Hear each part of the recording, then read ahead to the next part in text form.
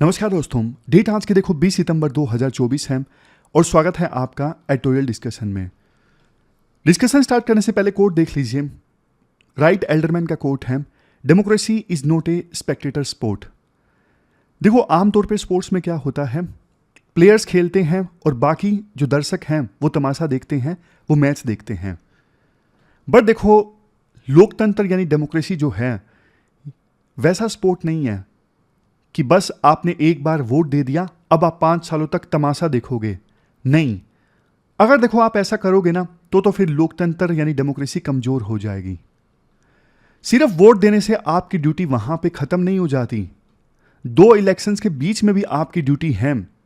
आपकी ड्यूटी है कि जो आपके चुने हुए प्रतिनिधि हैं उनकी परफॉर्मेंस को ट्रैक करना, उनसे राइटफुल क्वेश्चंस पूछना, उनकी अकाउंटेबिलिटी फिक्स करना, उन पे प्रेशर डालना काम करने के लिए, सोशल मीडिया पे आवाज उठाना अगर कुछ होता है तो, सिविल सोसाइटी का हिस्सा बनना, अपने राइट्स और अपनी ड्यूटीज के बारे में अवेयर होना, क्रिटिकल थिंकिंग, ये सब एक सिटीजन की ड्यूटी होती है डेमोक्रेसी में। तो इस वजह से देखो डेमोक्रेसी में पार्टिसिपेट करना बहुत जरूरी है। अगर हम डेमोक्रेसी को मजबूत बनाना चाहते हैं, सिर्फ तमाशा देखने से काम नहीं चलेगा। तमाशा देखने से तो डेमोक्रेसी कमजोर ही होगी। अगर बात करें कौन कौन से इश्यूज आज हम डिस्कस करेंगे, सबसे पहले आर्टिकल आज हम डिस्कस करेंगे। ऑस्ट्रेलिया में डिबेट चल रही है, बच्चों के लिए सोशल मीडिया यूज पर बैन लग जाना चाहिए। क्या आप इस बैन के समर्थक हो या नहीं हो, सारे पॉइंट्स हम इस आर्टिकल में डिस्कस करेंगे। उसके बाद साइमल्टेनियस इलेक्शन से संबंधित आर्टिकल हम डिस्कस करेंगे और सबसे लास्ट में इंडियन एक्सप्रेस का आर्टिकल है मदरसास पे बैन से संबंधित। तो चलिए डिस्कशन स्टार्ट करते हैं। इसके बाद नेक्स्ट आर्टिकल बच्चों के देखो यानी चिल्ड्रन के सोशल मीडिया यूज पर बैन से संबंधित है। आप सिलेबस में जीएस पेपर सेकंड के इस टॉपिक से आर्टिकल को रिलेट कर सकते हो। देखो ये जो आर्टिकल है ना इंटरव्यू की फॉर्म में है, तो इसमें से इंपॉर्टेंट पॉइंट्स जो मैंने निकाले हैं ना वो मैं आपको बता देता हूँ क्या क्या पॉइंट्स बनते हैं। सबसे पहले देखो ये डिबेट कहाँ से निकल के आई कि बच्चों के सोशल मीडिया यूज़ पर बैन लग जाना चाहिए। ये डिबेट जो है ना ऑस्ट्रेलिया से निकल के आई है। ऑस्ट्रेलिया में 2025 में इलेक्शंस होंगे, तो वहाँ के प्रधानमंत्री ने अभी ये बोला है कि हम प्लान कर रहे हैं कि जब तक बच्चों की एज 16 साल ना हो जाए तब तक बच्चे सोशल मीडिया ना यूज़ कर सकें, ऐसा प्रोविज़न होना चाहिए। देखो महामारी के बाद से ही बच्चे बहुत ज़्यादा सोशल मीडिया यूज़ करने लगे हैं और ऑनलाइन काफ़ी हार्म फेस करते हैं। हर तरह का कंटेंट अवेलेबल होता है। इवन छोटे छोटे बच्चे भी पोर्न से एक्सपोज हो जाते हैं बहुत छोटी उम्र में। कई बार उन्हें बुलिंग का सामना करना पड़ता है, कई बार गाली गलौज, कई बार उन्हें धमकाया जाता है। मतलब हर तरह का हार्म अवेलेबल है इंटरनेट पे। लेकिन देखो ऑस्ट्रेलिया में जो ये डिबेट स्टार्ट हुई है ना, इसकी तो पॉलिटिकल डायमेंशन भी है। पॉलिटिकल डायमेंशन जैसे मैंने आपको बताया 2025 में इलेक्शंस होंगे ऑस्ट्रेलिया में और टेक प्लेटफॉर्म्स पे प्रेशर डालना चाहते हैं ऑस्ट्रेलिया के प्रधानमंत्री, तो ये पॉलिटिकल डायमेंशन है। बट ओवरऑल इस डिबेट को हम समझते हैं कि क्या ये जायज है बच्चों के सोशल मीडिया यूज पर बैन लगाना। इस आर्टिकल में तो देखो यही व्यू इमर्ज होके आता है, ये पॉसिबल नहीं है। मतलब अगर बैन लगा भी दिया जाए तो इसे इन्फोर्स करना बहुत मुश्किल होता है। जैसे साउथ कोरिया में ना एक सिंड्रेला लॉ आया। सिंड्रेला लॉ क्या है, रात को 12 बजे से लेकर सुबह 6 बजे के बीच में बच्चे जो हैं वो गेम नहीं खेल सकते, लेकिन बच्चे फिर भी गेम खेलते हैं। वो किसी और की आईडी से खेल लेते हैं, आइडेंटिटी चुरा लेते हैं, क्योंकि गेम वाले तो यही पूछते हैं ना आपकी एज कितनी है। वो झूठ बोल दें कि मेरी एज 23 है, किसी और की आइडेंटिटी ले ली, तो फिर रात को भी गेम खेल सकते हैं। मतलब इस प्रकार का बैन लग भी जाए ना तो बैन को इन्फोर्स करना बहुत मुश्किल होता है। तो बैन को इंप्लीमेंट करने की जिम्मेदारी आती है पेरेंट्स के ऊपर। बट हमारे देश में दिक्कत पता क्या है, ज़्यादातर पेरेंट्स ही इलिटरेट हैं, बल्कि बच्चे पेरेंट्स को सिखाते हैं। आप ये डेटा देखिए, डिजिटल पर्सनल डेटा प्रोटेक्शन 2023। जब देखो मैं इलिटरेट की बात करता हूँ ना, डिजिटल इलिटरेट मतलब डिजिटल प्रोडक्ट्स को यूज़ करने के मामले में पेरेंट्स बल्कि आजकल पीछे हैं और बच्चे आगे हैं। तो ये digital personal data protection act 2023, ये एक्ट बोलता है कि जो कंपनीज हैं, फॉर एग्जांपल टेक कंपनीज, वो चिल्ड्रन से संबंधित डेटा यूज़ कर सकते हैं, बट पेरेंटल कंसेंट के साथ में, पेरेंट्स की कंसेंट के बाद ही वो बच्चों का जो डेटा है वो यूज़ कर सकते हैं। लेकिन दिक्कत ये है, लो डिजिटल लिटरेसी है हमारे देश में। सिर्फ 40% इंडियंस ऐसे हैं हमारे देश में जो देखो कंप्यूटर पे फाइल को कॉपी और पेस्ट कर सकते हैं। एक सर्वे के अनुसार टियर 2 टियर 3 सिटीज़ में 80% चिल्ड्रन ऐसे हैं जो अपने पेरेंट्स की मदद करते हैं ऑनलाइन प्लेटफॉर्म्स को यूज़ करने में। सोच के देखो, 80% चिल्ड्रन अपने पेरेंट्स को बता रहे हैं कि ऑनलाइन प्लेटफॉर्म को ऐसे यूज़ करना है। और हमारे देश में ना शेयर्ड डिवाइस यूजेस काफ़ी कॉमन है। वेस्टर्न कंट्रीज़ में ये नहीं है, बट हमारे देश में तो जो पेरेंट्स का फ़ोन होता है वो बच्चे भी इस्तेमाल करते हैं। हालांकि बच्चे अपना फ़ोन आसानी से पेरेंट्स को नहीं देते हैं। इसके बाद आता है नेक्स्ट पॉइंट। देखो नेक्स्ट पॉइंट में ना राइटर ये बोलते हैं, फिजिकल स्कूल्स में ना टीचर्स जो हैं वो बच्चों को सिखाते हैं कुछ सेफ्टी जैसी चीज़ें, जैसे बैड टच क्या होता है, गुड टच क्या होता है। ये सब चीज़ें टीचर्स बच्चों को सिखाते हैं ना, ताकि बच्चे अपनी सुरक्षा कर सकें फिजिकल वर्ल्ड में। उसी प्रकार से टीचर्स को ये भी बच्चों को सिखाना चाहिए कि डिजिटल वर्ल्ड में अपनी प्रोटेक्शन कैसे करनी है, डिजिटल वर्ल्ड में कैसे सेफ रहना है। ये सब भी टीचर्स को सिखाना चाहिए। अब तो देखो हो क्या रहा है, हो ये रहा है कि स्कूल्स में बच्चों को सिखाया जाता है ना, तो उन्हें बल्कि मोटिवेट किया जाता है ज़्यादा से ज़्यादा आप डिजिटल चीज़ें यूज़ करो, मतलब नेट पे पढ़िए, नेट पे सर्च करके आइए, ऐसे होमवर्क टीचर्स बच्चों को देते हैं। तो ये देखो एक इम्पोर्टेंट स्किल है, जब बच्चे स्कूल से पास आउट होते हैं या फिर ग्रेजुएट होते हैं, तो ये स्किल बहुत ज़्यादा यूज़फुल है आज के समय में जॉब लगने के लिए। और शुरुआत से ही बच्चे अगर ये स्किल हासिल करते हैं तो अच्छी बात है। मतलब पॉइंट ये है, आप देखो डिजिटल डिवाइसेस से बच्चों को दूर नहीं रख सकते आज के समय में। आज के समय में डिजिटल डिवाइसेस का बहुत इंपॉर्टेंट रोल बढ़ गया है बच्चों की एजुकेशन में। तो इंटरनेट तो बच्चे एक्सेस करेंगे ही, नहीं करेंगे तो वो पिछड़ जाएंगे एजुकेशन में। तो आवश्यकता ये है उन्हें सिखाया जाए कि ऑनलाइन वर्ल्ड में कैसे सेफ रहना है। अभी ना इंडिया के कोर करिकुलम में ना कॉम्प्रिहेंसिव डिजिटल सेफ्टी के बारे में कुछ भी नहीं मेंशन है, तो ये मेंशन होना चाहिए। अब आते हैं नेक्स्ट पॉइंट। नेक्स्ट पॉइंट में देखो ये कहा जाता है, एक टर्म है शेरेंटिंग। शेरेंटिंग क्या है? आपने देखा होगा बहुत सारे पेरेंट्स अपने जो बच्चों का डेटा है वो ऑनलाइन शेयर करते रहते हैं। मतलब बच्चों से संबंधित सारी डिटेल्स वो ऑनलाइन डालते रहते हैं। ये देखो गलत है। असम पुलिस ने इसके खिलाफ आगाह भी किया था पेरेंट्स को कि आप सोशल मीडिया पे अपने बच्चों से संबंधित सारी डिटेल्स मत डालिए। शेरेंटिंग के नुकसान देखो ये है, एक तो जिन बच्चों की डिटेल्स डाली जाती हैं ऑनलाइन वर्ल्ड में, उन डिटेल्स की सहायता से उन्हें हार्म पहुंचाया जा सकता है, नुकसान पहुंचाया जा सकता है। दूसरा देखो ये उनकी प्राइवेसी का वायलेशन भी है। अब वो तो माइनर हैं, वो अपने डिसीजंस फिलहाल के समय खुद नहीं ले सकते, लेकिन जब वो बड़े होंगे, जैसे 16 ईयर्स के हो गए, 18 ईयर्स के हो गए, तब उन्हें समझ में आएगा यार ये तो हमारे साथ गलत हो रखा है, मतलब हमारी सारी डिटेल्स नेट पे है बिल्कुल छोटे बच्चे की। तब वो कोशिश करेंगे कि ये डिटेल्स रिमूव करवा दी जाए इंटरनेट से। तब कानून कैसे बिहेव करेगा, कोर्ट का क्या जजमेंट आएगा, सरकार का क्या रूल्स एंड रेगुलेशन होंगे, वो देखने वाली बात होगी। क्योंकि अभी ना तो कोर्ट ने इस पे कुछ बोला है, ना सरकार ने कुछ बोला है। इसीलिए असम पुलिस ने कहा है पेरेंट्स को कि आप अपने बच्चों की सारी डिटेल्स मत डालिए नेट पे।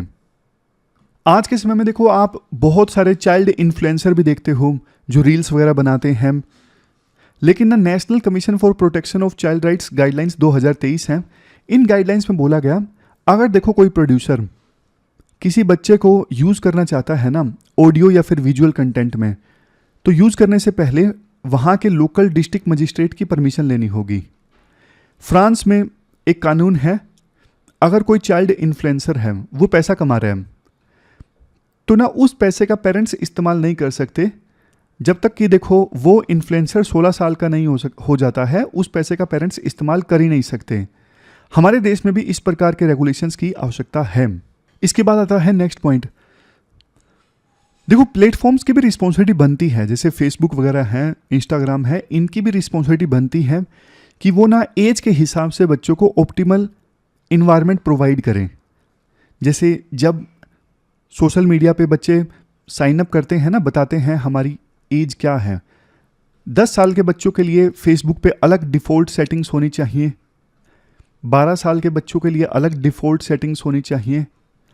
इस प्रकार से ना एज के हिसाब से जो ये प्लेटफॉर्म्स है ना वो ऑप्टिमल डिफ़ॉल्ट सेटिंग्स प्रोवाइड करें ताकि सेफ रहें बच्चे एज के हिसाब से इन डिजिटल प्लेटफॉर्म्स पे।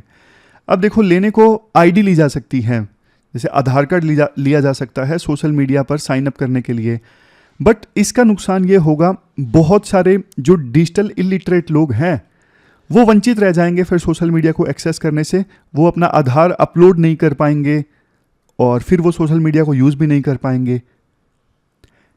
तो यूके में ना एज अप्रोप्रिएट डिज़ाइन कोड को एज ए मॉडल बनाया गया। उसके बाद ना ये जो प्लेटफॉर्म्स है ना, मेटा, गूगल, टिकटॉक, स्नैपचैट, इन्होंने ना 128 चेंजेस किए चाइल्ड सेफ्टी से रिलेटेड सेटिंग्स में। तो इस प्रकार के कोड की ना बच्चों की एज के हिसाब से डिज़ाइन कोड होना चाहिए प्लेटफॉर्म का। ऐसी रूल्स रेगुलेशन हमारे देश में भी होने चाहिए। फिर आर्टिकल में बोला जाता है अभी ना सिर्फ इसी चीज़ पे फोकस होता है कि ना ऑनलाइन प्रेजेंस से बच्चों को क्या नुकसान हो सकता है, लेकिन देखो डिजिटल प्रेजेंस से ना बच्चों को बहुत फ़ायदा भी होता है। तो मीडिया को ना फ़ायदों पे भी फोकस करना चाहिए, क्या क्या फ़ायदे हो सकते हैं। रिसर्च देखो ये शो करती है पेरेंट्स अगर सपोर्ट करें ना बच्चों को इस मामले में तो वो फ़ायदा ज़्यादा उठा सकते हैं और हार्म को कम से कम कर सकते हैं। कुल मिला के देखो लास्ट में सॉल्यूशन यही निकलता है कि बैन करने से बैन अच्छे से इन्फोर्स नहीं होगा। इन प्लेटफॉर्म्स को ना डिज़ाइन में चेंजेस लाने चाहिए, बच्चों के लिए अलग सेटिंग्स होनी चाहिए, कुछ स्पेसिफिक कंटेंट जो है उनको विजिबल ही नहीं हो, हार्मफुल जो कंटेंट है उनको विजिबल ही नहीं हो, ऐसी सेटिंग्स होनी चाहिए। और प्लेटफॉर्म्स को बताना चाहिए, रिपोर्ट पब्लिश करनी चाहिए कि हमने ये सेफ्टी मेजर्स बच्चों के लिए इस्टेब्लिश किए और इनसे ये इम्पैक्ट निकल के आया। तो कुल मिला के देखो बेटर स्पेस होना चाहिए ऑनलाइन बच्चों के लिए और पूरी तरह से बैन करने से बल्कि उनको नुकसान होगा। ये पूरा आर्टिकल हमने डिस्कस किया। इसके बाद नेक्स्ट आर्टिकल देखो साइमल्टेनियस इलेक्शंस से संबंधित है। अपना सिलेबस में जीएस पेपर सेकंड के इस टॉपिक से आर्टिकल को रिलेट कर सकते हूँ। क्या कंटेस्ट है? देखो सरकार ने ना हमारे पूर्व राष्ट्रपति रामनाथ कोविंद की अध्यक्षता में ना एक पैनल गठित किया था वन नेशन वन इलेक्शन के मुद्दे पे अपनी रिकमेंडेशंस देने के लिए। मार्च में ना इस पैनल ने अपनी रिकमेंडेशंस सौंप दी थी। पैनल ने ये रिकमेंड किया था कि सरकार को वन नेशन वन इलेक्शंस करवाने चाहिए 2029 से। अब यूनियन कैबिनेट ने ना उस पैनल की रिकमेंडेशंस को स्वीकार कर लिया है। मतलब वन नेशन वन इलेक्शन करवाने के लिए ना हमारे देश के संविधान में 15 कॉन्स्टिट्यूशनल अमेंडमेंट्स करवानी पड़ेंगी। अब कुछ कॉन्स्टिट्यूशन अमेंडमेंट्स ऐसी हैं जिसके लिए देखो आधे स्टेट्स की हाँ की ज़रूरत नहीं है, आधे या फिर उससे अधिक स्टेट्स के सैंक्शन की ज़रूरत नहीं है, उनके हाँ की ज़रूरत नहीं है। लेकिन अब जैसे कुछ सब्जेक्ट्स ऐसे हैं जिनमें कॉन्स्टिट्यूशनल अमेंडमेंट करना है, फॉर एग्जांपल म्युनिसिपल बॉडीज़ हैं, तो इन इश्यूज़ पे संविधान को चेंज करने के लिए ना आधे या फिर इससे अधिक स्टेट गवर्नमेंट्स की हाँ जरूरी है, तभी वो कॉन्स्टिट्यूशनल अमेंडमेंट हो सकता है।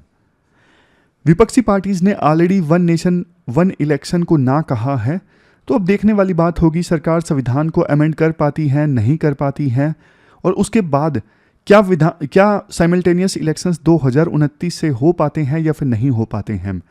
वैसे प्रोविज़न ये है, जो रिपोर्ट यूनियन कैबिनेट ने अप्रूव किए हैं ना, उसमें प्रोविज़न ये है 2029 में लोकसभा और राज्यों के इलेक्शन एक साथ करवाए जाएं, लेकिन उन इलेक्शंस के होने के 100 दिनों के अंदर अंदर म्युनिसिपल एंड पंचायत पोल्स भी करवाए जाएं। सरकार मतलब रामनाथ कोविंद पैनल देखो काफ़ी तर्क देती है वन नेशन वन इलेक्शन के पक्ष में। जैसे सबसे पहले इलेक्शंस की जो कॉस्ट है ना वो कम हो जाएगी। दूसरे नंबर पे बार बार इलेक्शंस होते हैं हमारे देश में, एवरेज के तौर पे हर 5 महीनों में एक बार इलेक्शन होते हैं। तो लगातार देखो कैंपेन मोड में रहती हैं चीज़ें, मॉडल कोड ऑफ कंडक्ट लगती है बार बार, गवर्नेंस का काम रुक जाता है, टीचर्स की ड्यूटी लग जाती है इलेक्शंस में, तो बहुत नुकसान होता है। अगर एक ही बार में 5 साल में इलेक्शंस निपट जाए तो काफ़ी खर्चा बच जाएगा। बट देखो द हिंदू का जो व्यू है, ये द हिंदू का एडिटोरियल है, इनका जो व्यू है वो वन नेशन वन इलेक्शन के अगेंस्ट है। ये लोग बोलते हैं कि कोई एम्पिरिकल डेटा नहीं है पहले रीजन को सपोर्ट करने के लिए कि वन नेशन वन इलेक्शन जब होगा तो इलेक्शन में कम खर्चा आएगा। वैसे भी देखो अभी ना लोकसभा के इलेक्शंस जो होते हैं ना वो काफ़ी फेसेस में होते हैं, 7-7 फेसेस में होते हैं। जब स्टेट और लोकसभा के इलेक्शंस एक साथ होंगे तो शायद फेसेस बढ़ जाएंगे। वैसे मुझे समझ में नहीं आता फेसेस कैसे बढ़ जाएंगे, लेकिन राइटर बोलते हैं फेसेस बढ़ जाएंगे जब स्टेट और लोकसभा के इलेक्शंस एक साथ होंगे। फेसेस तो उतने ही रहेंगे ना, मतलब 7 फेस में अगर लोकसभा के इलेक्शंस हो रहे हैं, उन्हीं के साथ में मान लो स्टेट के इलेक्शंस हो रहे हैं, तो फेसेस बढ़ कैसे जाएंगे? उतनी सिक्योरिटी लगेगी, उतनी सिक्योरिटी फोर्सेस की आवश्यकता है। तो पता नहीं राइटर ये पॉइंट क्यों देते हैं कि फेसेस बढ़ जाएंगे जब स्टेट और लोकसभा के इलेक्शंस एक साथ होंगे। लेकिन उनका पॉइंट आप समझिए, हमको हर तरह के व्यू पता होने चाहिए, पक्ष के विपक्ष के, फिर लास्ट में balanced conclusion, no extreme conclusion. अच्छा देखो एक दिक्कत ये थी, अभी तो मान लीजिए 2029 में लोकसभा इलेक्शंस हो गए, लेकिन मतलब साथ ही स्टेट के इलेक्शंस भी हो गए, लेकिन अब एक बात बताइए, बीच में कोई सरकार गिर गई, फॉर एग्जांपल बिहार की विधानसभा भंग हो गई, बीच में सरकार गिर गई, तो फिर क्या होगा? क्या 2032 में मान लीजिए 5 साल पूरा करने से पहले ही बिहार की सरकार गिर गई तो 2 साल तक वहाँ पे प्रेसिडेंट रूल रहेगा? नहीं, प्रेसिडेंट रूल नहीं रहेगा। अगर 3 साल बाद कोई सरकार गिर गई तो फिर वहाँ पे फिर से इलेक्शन होगा, लेकिन फिर से जो इलेक्शन होगा वो 5 साल के लिए नहीं होगा, वो बची हुई टर्म के लिए होगा, फॉर एग्जाम्पल 2 साल के लिए। 3 साल मान लीजिए सरकार के कार्यकाल को हो चुके थे, तो 3 साल हो गए तो 2 साल बचे हैं 5 साल होने में, तो सिर्फ आने वाले 2 सालों के लिए इलेक्शंस कंडक्ट होगा, ताकि फिर से साइमल्टेनियस इलेक्शंस हो सकें बिहार के लोकसभा और बाकी स्टेट के इलेक्शंस के साथ में। तो इस पॉइंट पर राइटर बोलते हैं अगर देखो कोई सरकार बीच में गिर गई और फिर से इलेक्शन होना, तो फिर तो कोस्ट आ गया ना दोबारा से, कोस्ट कटिंग वाला जो पॉइंट है वो तो वैलिड नहीं होता। हालांकि देखो ये पॉइंट भी राइटर का कुछ खास नहीं है, क्योंकि 1-2 राज्यों में सरकारें गिरती हैं तो सिर्फ वहीं पे कोस्ट ज़्यादा आ रहे हैं ना, बाकी राज्यों में तो सरकार नहीं गिर रही है, वहाँ पे तो कोस्ट बच ही रहे ना। जो सबसे अच्छा जो पॉइंट है ना राइटर का, जो सबसे इंपॉर्टेंट भी है, वो ये है, ये वाला पॉइंट सबसे अच्छा है और सबसे इंपॉर्टेंट भी है। देखो हमारे देश में ना अलग अलग टीयर्स हैं, जैसे यूनियन गवर्नमेंट है, स्टेट गवर्नमेंट है, टीयर 3 में पंचायत बॉडीज़ हैं, सबको पावर्स मिलती हैं संविधान से, कॉन्स्टिट्यूशन से, और यही फेडरलिज्म है। हर एक लेवल पे हम रिप्रेजेंटेटिव चुनते हैं, स्टेट लेवल पे हम एमएलए चुनते हैं, और नेशनल लेवल पे हम अपना एमपी चुनते हैं, लोकल लेवल पे सरपंच, काउंसलर, वो सब हम चुनते हैं। सबकी पावर्स अलग अलग हैं। अब देखो हर इलेक्शन में ना अलग मुद्दे काम करते हैं। अलग मुद्दे मतलब अब पंचायत के इलेक्शंस में बहुत इश्यूज मैटर करते हैं, जैसे गांव में विकास कितना हुआ, दूसरी सोशल कंडीशंस, इकोनॉमिक कंडीशंस।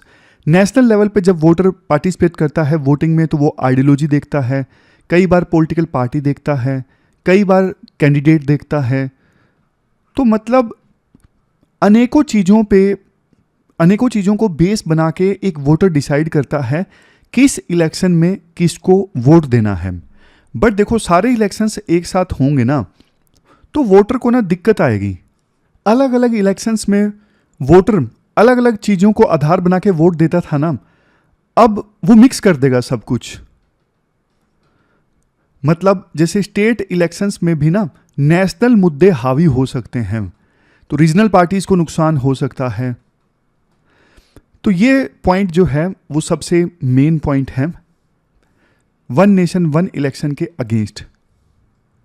हालांकि इसके अगेंस्ट कुछ एक्सपर्ट्स ये राय देते हैं कि वोटर ना इंडिया का काफ़ी समझदार है। जैसे उड़ीसा का जिक्र किया जाता है। 2019 के लोकसभा इलेक्शंस में उड़ीसा में बीजेपी को लोकसभा में ज़्यादा सीट्स दी, फॉर एग्जांपल 13, और स्टेट लेवल पे बीजेडी बीजू जनता दल को ज़्यादा सीट्स दी, मतलब स्टेट इलेक्शन जिता दिया बीजू जनता दल को, और लोकसभा में ज़्यादा सीट्स दी बीजेपी को। ऐसा अनेकों एग्जाम्पल्स देखने को मिलते हैं जिसमें साइमल्टेनियस जब इलेक्शंस होता है तो वोटर जो है अलग अलग लेवल पे अलग अलग वोट करता है। अब यहाँ पे डिबेट हो सकती है कि इंडियन वोटर कितना समझदार है। कुल मिला के देखो, राइटर का व्यू ये है कि सब इलेक्शंस एक साथ करवाओगे ना तो हर एक टीयर की जो इम्पोर्टेंस है वो इम्पोर्टेंस कम हो जाएगी। सबसे ज़्यादा इम्पोर्टेंस झलकेगी लोकसभा इलेक्शंस की और बाकी टीयर की इम्पोर्टेंस कम हो जाएगी, उनके मुद्दे डिस्कस नहीं होंगे। वैसे आप बताइए आपका क्या व्यू है, one nation one election idea को सपोर्ट किया जाना चाहिए या फिर नहीं किया जाना चाहिए?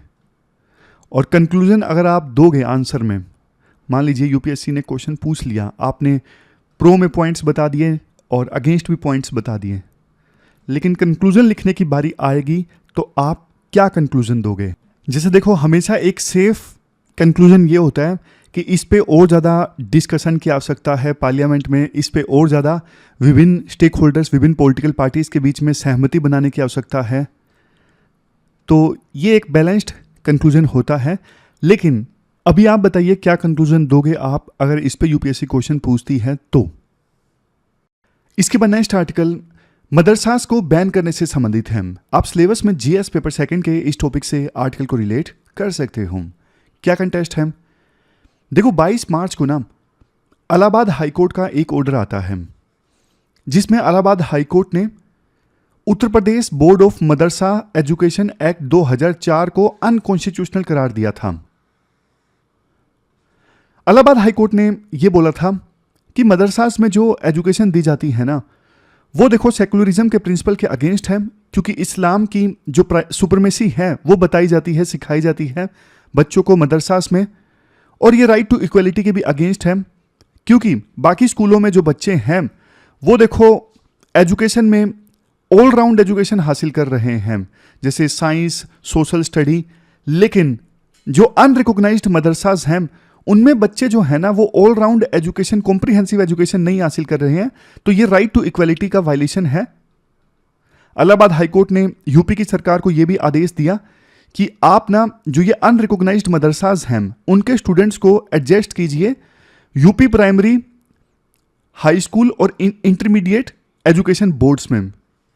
बट देखो, इसके जवाब में यूपी सरकार ने ये बोला, देखो इसमें कोई डाउट नहीं है, जो मदरसा बोर्ड है वो रिलीजियस एजुकेशन और इंस्ट्रक्शन प्रोवाइड कर रहा है स्टूडेंट्स को। बट देखो, संविधान ना स्टेट को पावर्स देता है इस प्रकार से रिलीजियस एजुकेशन प्रोवाइड करने की, और संविधान के अकॉर्डिंग ही यूपी की सरकार इस प्रकार की एजुकेशन परमिट कर रही है। तो इलाहाबाद हाईकोर्ट का ये ऑर्डर आया। उसके बाद देखो, इलाहाबाद हाईकोर्ट के ऑर्डर के अगेंस्ट सुप्रीम कोर्ट में अपील फाइल की गई। सुप्रीम कोर्ट ने फिलहाल के लिए इलाहाबाद हाईकोर्ट के ऑर्डर पर स्टे लगा दिया कि जब तक हम इस पूरे मामले की सुनवाई नहीं कर लेते, इस पूरे मामले पर स्टे रहेगा। अब देखो, सुप्रीम कोर्ट इस मामले की सुनवाई कर रहा है।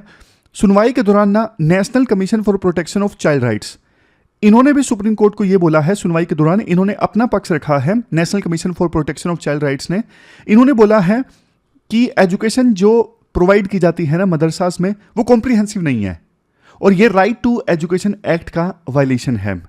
राइट टू एजुकेशन एक्ट में देखो बहुत सारी चीज़ें बोली गई हैं, जैसे बच्चों की ऑलराउंड डेवलपमेंट होनी चाहिए, इवन इंफ्रास्ट्रक्चर कैसा होना चाहिए, स्टूडेंट टू टीचर रेशो कैसी होनी चाहिए, बहुत सारी बातें राइट टू एजुकेशन एक्ट 2009 में बोली गई हैं, लेकिन उनका पालन नहीं हो रहा है मदरसास में। और दूसरा, जैसे मैंने आपको बताया, इस्लाम की सुपरमेसी सिखाई जाती है, तो ये सेकुलरिज्म के भी अगेंस्ट है। ये जो एजुकेशन है वो इंक्लूसिव नहीं है।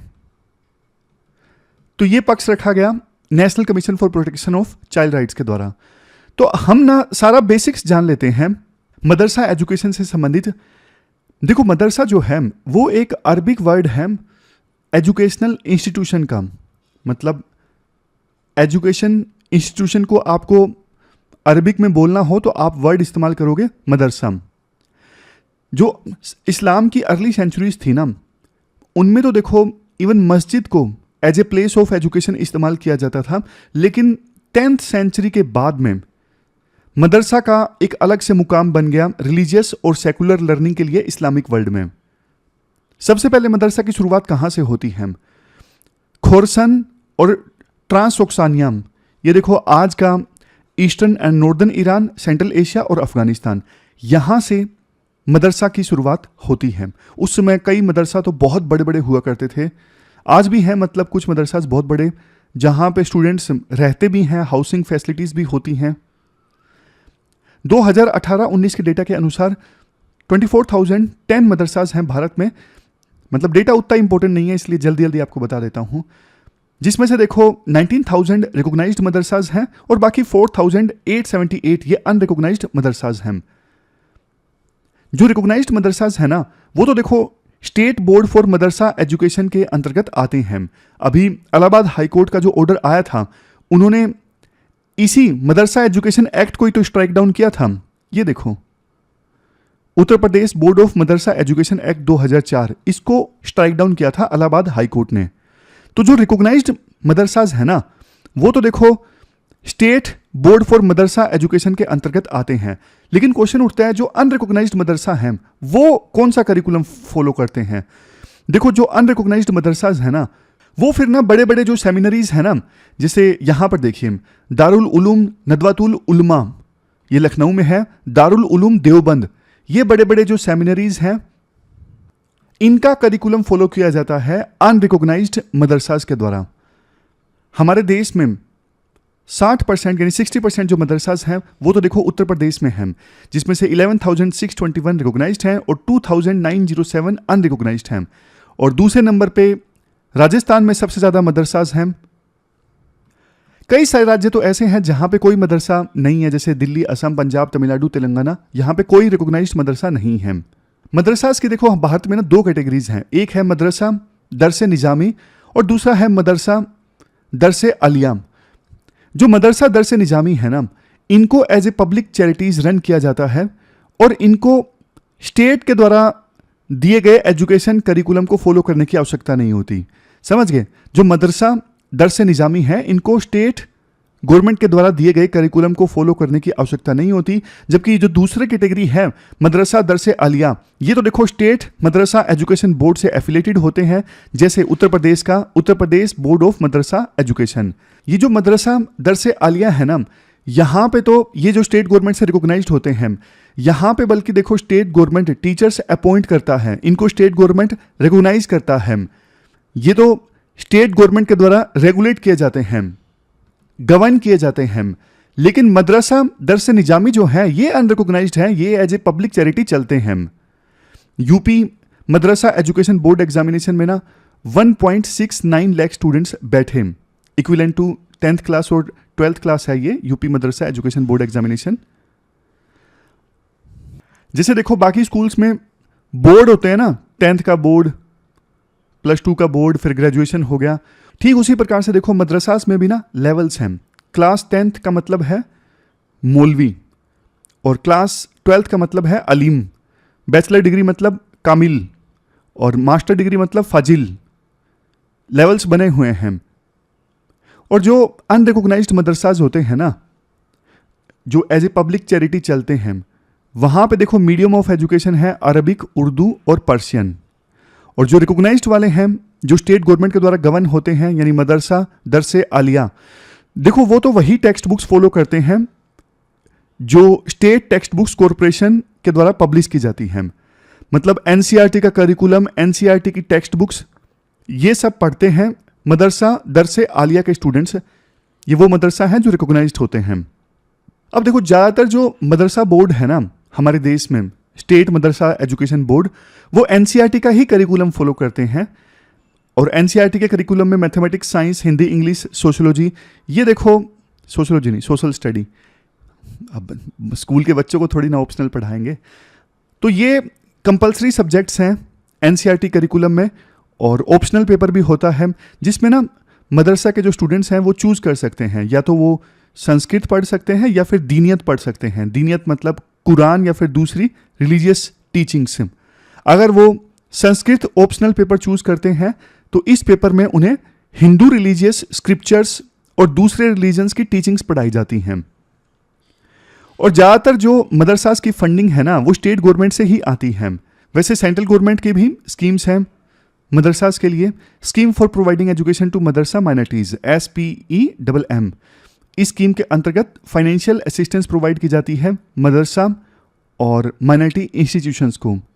2 सब स्कीम्स हैं इस SPEMM स्कीम के अंतर्गत। पहला है SPQEM, इसमें देखो क्वालिटी एजुकेशन के लिए पैसा दिया जाता है। और दूसरा है IDMI यानी infrastructure development of minority institutes, इसमें इंफ्रास्ट्रक्चर डेवलपमेंट के लिए पैसा दिया जाता है। इस स्कीम को ना SPEMM, ये स्कीम पहले मिनिस्ट्री ऑफ माइनॉरिटी अफेयर के पास में थी, लेकिन अप्रैल 2021 में इस स्कीम को मिनिस्ट्री ऑफ एजुकेशन को सौंप दिया गया, ट्रांसफर कर दिया गया।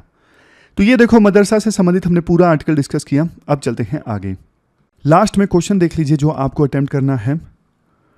बच्चों को ऑनलाइन हार्म से बचाने से संबंधित जो इशू हमने डिस्कस किया था ना, उसी से संबंधित क्वेश्चन है। 250 वर्ड्स में आपको इस क्वेश्चन का आंसर देना है। 15 मार्क्स का ये क्वेश्चन है। तो ये थी हमारी आज की डिस्कशन। इस डिस्कशन में फिलहाल इतना ही है। कल मिलते हैं फिर से एक नई इंपॉर्टेंट डिस्कशन के साथ। तब तक thank you very much for discussion.